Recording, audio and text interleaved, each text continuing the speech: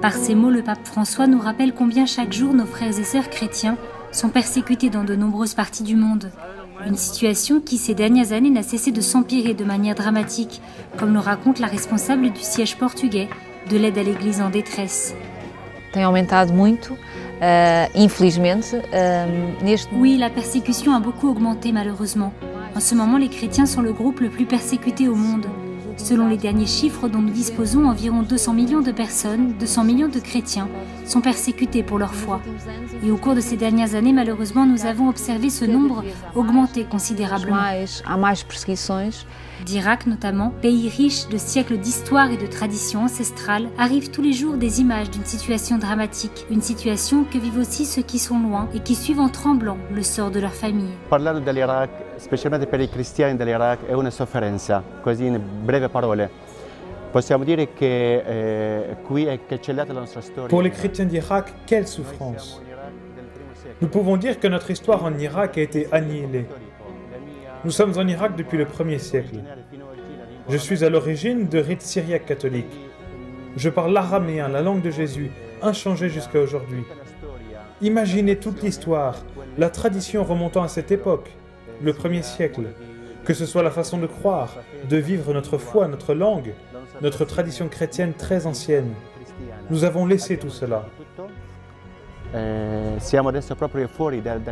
Nous sommes purement chassés de cette région, dispersés, sans connaître notre avenir, sans savoir si nous reviendrons ou pas. Et si nous rentrons, que trouverons-nous? Toujours dans le cœur, face à cette situation, une phrase de ma mère. Elle dit toujours, bon, ils ont pris la maison, les terres, etc. Mais ils n'ont pas pu nous prendre notre chrétienté. Nous sommes chrétiens, nous continuons à exister. Peut-être que le Seigneur nous a mis dans cette situation pour nous mettre à l'épreuve.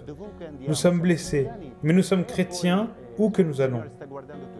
Et puis le Seigneur voit tout. Il voit que nous sommes fidèles et que nous laissons tout dans les mains de Dieu parce qu'effectivement, il voit tout. Il nous prend par la main pour nous conduire vers un lieu de paix. Tant de récits, tous partagent une commune souffrance, mais sont aussi unis par une même espérance. Le 6 août, j'ai ouvert Facebook et j'ai appris qu'il y avait eu 3 décès dans notre petit village, une jeune et 2 enfants. Les gens, tout le monde fuyait, les missiles pleuvaient, des missiles sont tombés sur la maison et ils sont morts. La gente tutti perché cadevano i missili sono caduti sopra la casa dove morti questi 2. Però anche questo della fede e la storia, la gente vero che sono scappati a Erbil. Quant à la foi, il est vrai que les personnes se sont enfuies à Erbil, mais elles n'ont pas abandonné leur foi. Aujourd'hui encore, je m'émerveille de voir les gens prier. Ils ont tous vécu la Semaine Sainte comme ils le faisaient avec nous. Il est vrai que nous n'avons plus nos églises, mais nous rendons grâce également pour ces églises qui les ont accueillis, qui ont accueilli nos parents, nos proches et les personnes qui se sont enfuies. Maintenant, nous attendons que la Vierge Marie intervienne.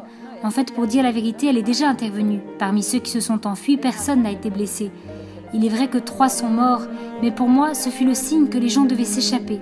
Sans ça, ils ne se seraient pas enfuis. Sono morti quelle 3, però quello era anche un segno di gente che dovevano scappare. Se non c'era quello, la gente non scappava.